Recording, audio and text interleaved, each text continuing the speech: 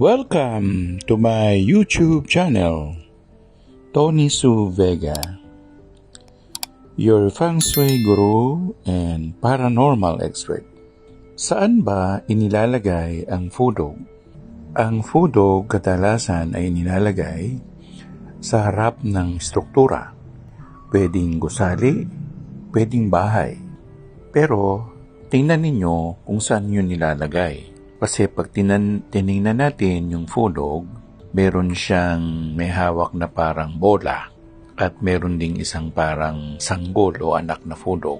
Dapat yung bilog nasa kanan, yung may anak nasa kaliwa kapag tinignan mo yung pintuan. Mahalaga yun. Dahil kapag nabaligtad yun, ang ibig sabihin nun ay magkakaroon ng stagnation sa bahay.